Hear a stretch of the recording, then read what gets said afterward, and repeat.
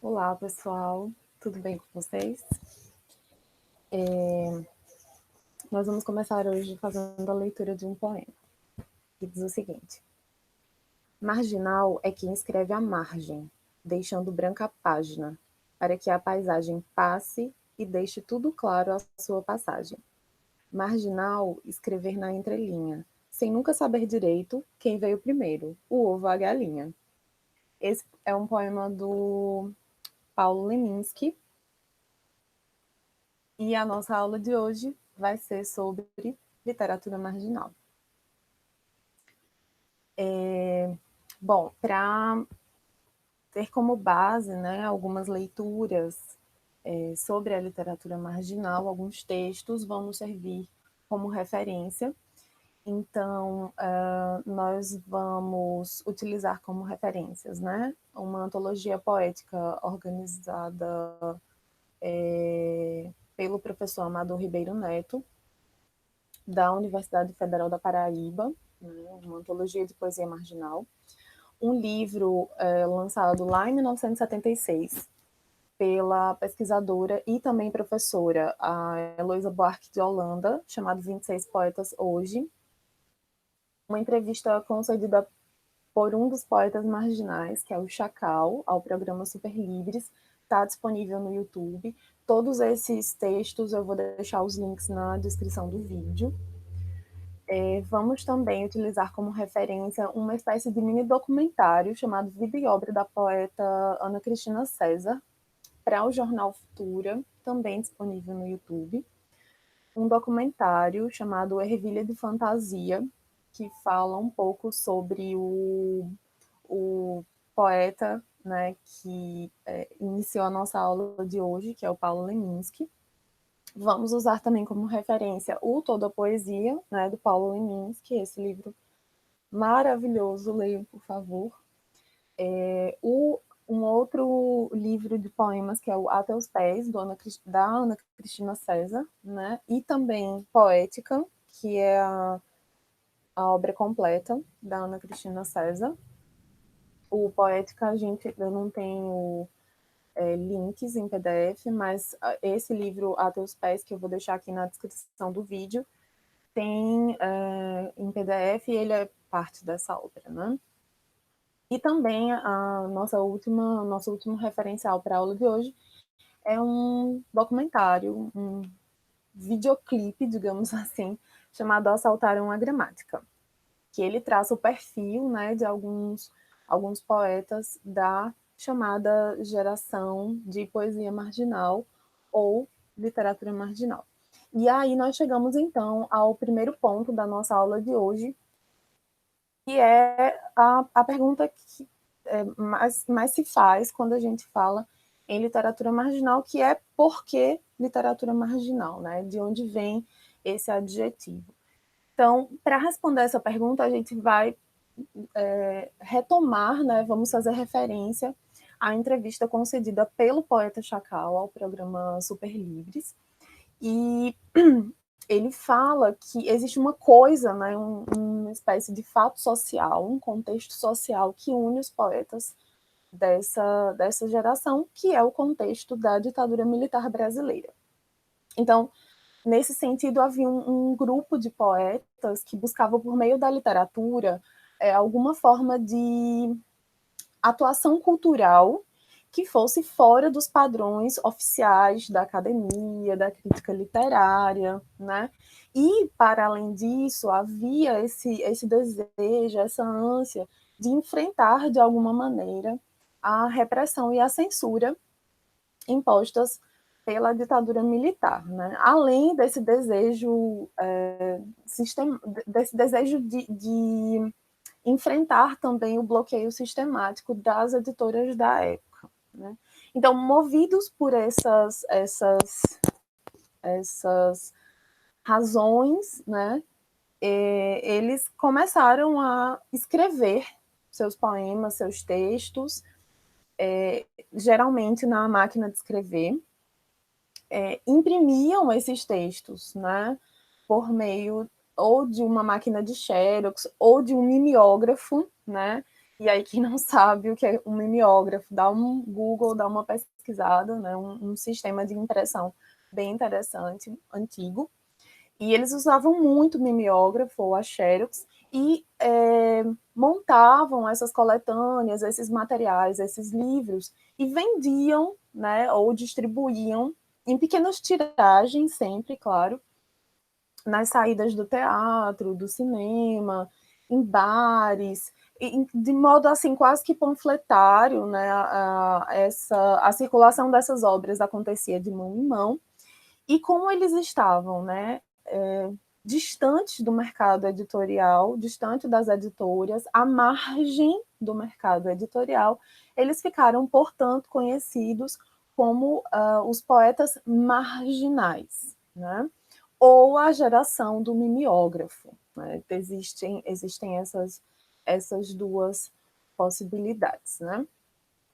E aí é interessante falar sobre esse contexto, né, que ocorrido lá na década de 70, nós estamos falando sobre o Brasil da década de 70, é interessante perceber que algum tempo depois, né, a Heloísa Buarque de Holanda, né, organiza, a pedido, né, uma, uma antologia, né, uma coletânea de poemas chamada 26 Poetas Hoje, numa tentativa mesmo de dar visibilidade à produção desses poetas, né, marginais, e também fazer com que aqueles textos não caíssem mesmo no esquecimento, né, não ficassem perdidos ao longo da história da literatura, já que a gente tem que lembrar sempre que era uma produção muito restrita, né, numericamente falando, assim, as, as produções deles, os livros, né,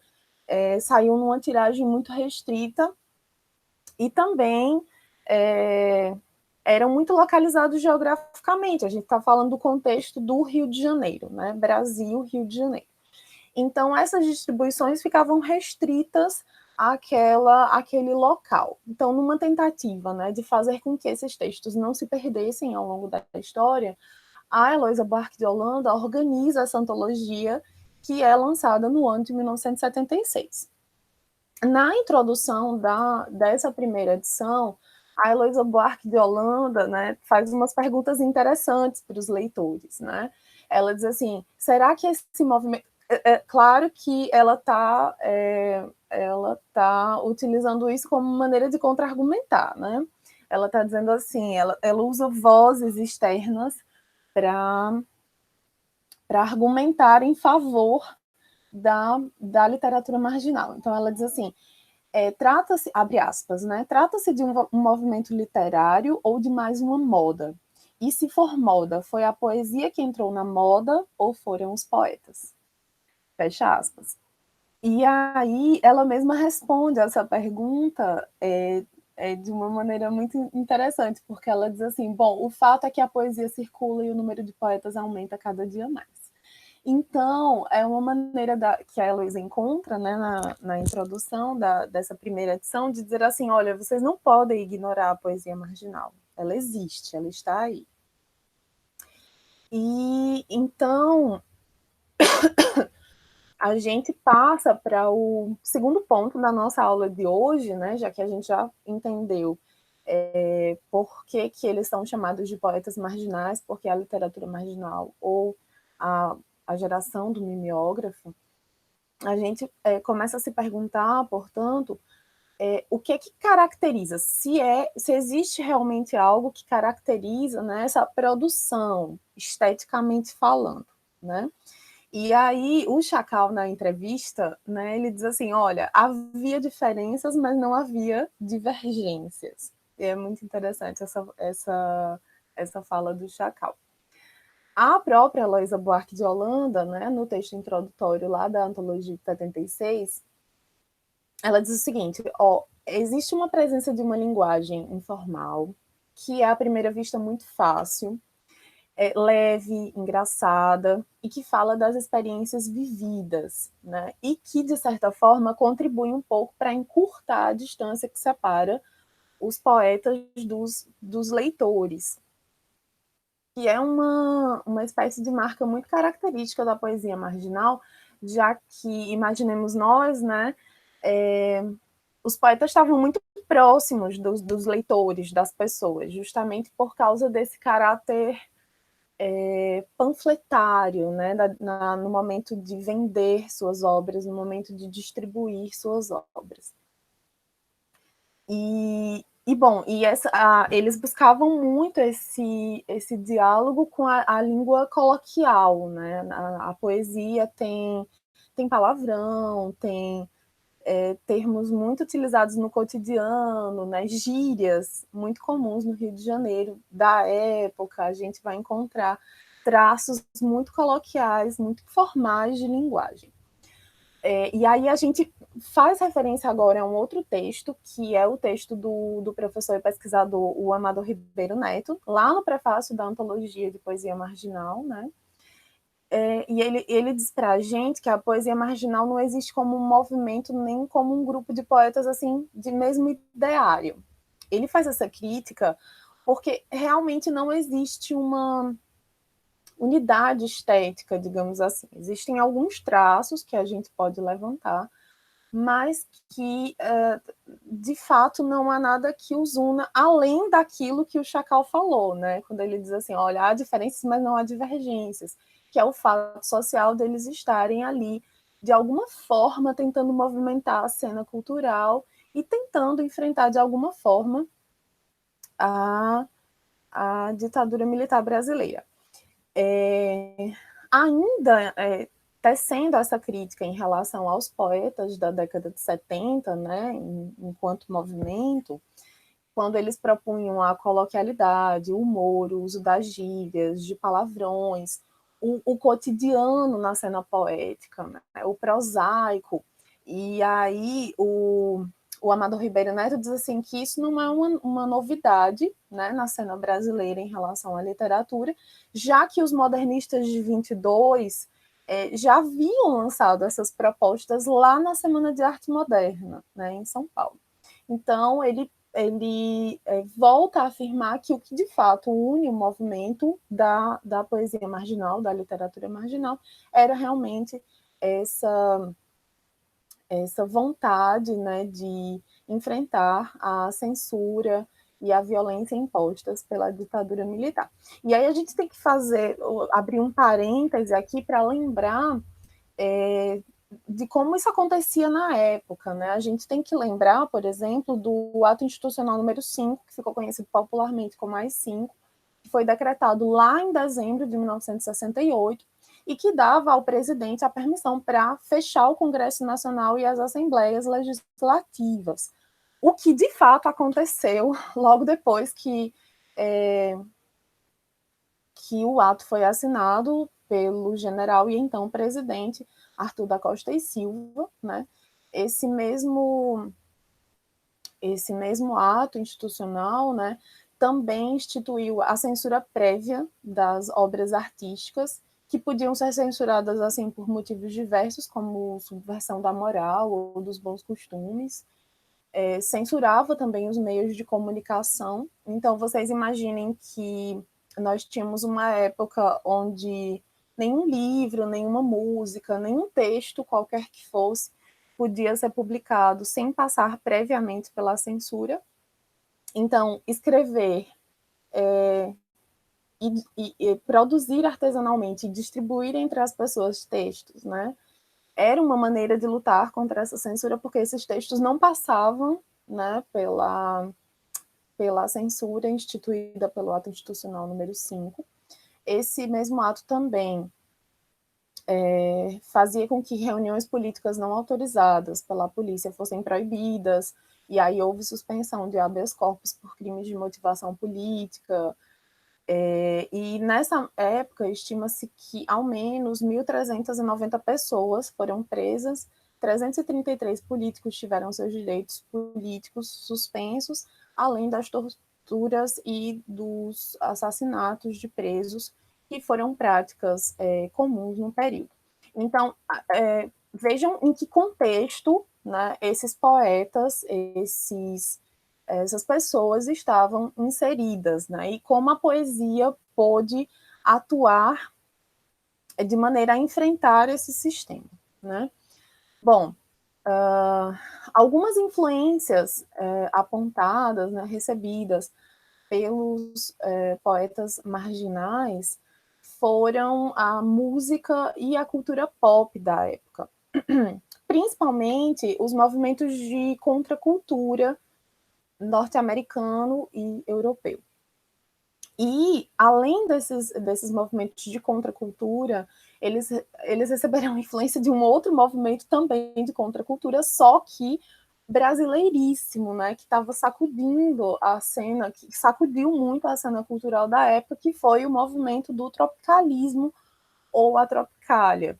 E aí vale lembrar aqui que o movimento tropicalista que ocorreu, né, nos anos finais da década de 1960, né, lá em 1968, marca uma espécie de revolução estética e comportamental que foi muito importante para o país naquela época e ainda o é de fato hoje, né? Então, eu acho que é importante aqui nesse momento, a gente não vai ter muito tempo para falar sobre o tropicalismo, mas talvez seja importante vocês visitarem um site que é resultado de um projeto organizado pela Ana de Oliveira, chamado tropicalia.com.br, e aí vocês vão encontrar informações muito interessantes sobre o tropicalismo, um apanhado interessante, e também ouvir um disco manifesto, que foi uma obra coletiva, que é muito interessante, intitulado o Tropicalia ou Panis et Circenses, que está disponível no YouTube. Então, em relação ao movimento da Tropicália, né, também havia esse desejo de ruptura com a tradição, né, e uma espécie de reinvenção e crítica cultural dessa mesma tradição. Havia uma espécie de vontade de se abrir para o mundo, né, uma espécie de internacionalização cultural, e, ao mesmo tempo, um retorno e uma busca pela identidade nacional, cultural brasileiras, né? Na música, o tropicalismo, né? A gente ainda está no parênteses, tá, gente? Concentra aqui no parênteses. Na música, o tropicalismo se deu através das ideias, principalmente do Caetano Veloso e do Gilberto Gil, e ganhou muita notoriedade na época com um festival de música popular que acontecia na TV Record, isso lá nos idos de 1967. No teatro, com as experiências de um grupo chamado Grupo Oficina, e no cinema, através do cinema novo. Nas artes plásticas, a gente tem aí a figura do Hélio Oiticica, que foi, de certo modo, um dos responsáveis assim pela imagem, né, plástica, das artes plásticas do tropicalismo, né? E aí esse movimento da Tropicália, né, que antecede um pouco a literatura marginal, aí uns 2 anos, pensando em quebrar essas barreiras, né, entre o pop, o folclore, entre a alta cultura e a cultura de massas, entre a tradição e a vanguarda, né, promovendo uma espécie de ruptura, nos leva a um outro conceito que eu já falei lá no iniciozinho, né, da aula, mas aí a gente não teve tempo de conversar sobre isso, que é o movimento de contracultura, que é, obviamente, o tropicalismo é um movimento contra a cultura e também a literatura marginal. Então, o que é que o Carlos Alberto Pereira, que tem um livrinho chamado O que é Contracultura, entende como contracultura, né? E aqui eu vou abrir aspas, tá, gente? Ele diz que a contracultura, abre aspas, é uma postura ou até uma posição em face da cultura convencional e de crítica radical, fecha aspas. Então, é uma espécie de ruptura com praticamente todos os hábitos que foram consagrados pelo pensamento e o comportamento da cultura dominante.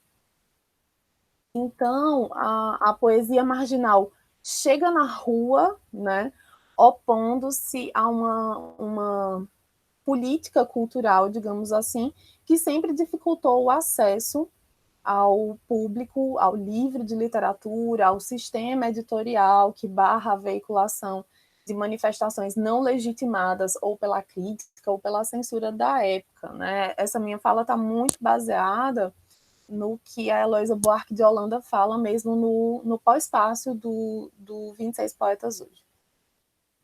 E, ao mesmo tempo, né, que se opõe aos valores que são ultraconservadores daquela época, ela promove também uma retomada das ideias mais radicais lá dos modernistas de 22, principalmente naquilo que diz respeito à tentativa de aproximar a poesia da fala popular e se distanciar do cânone, né?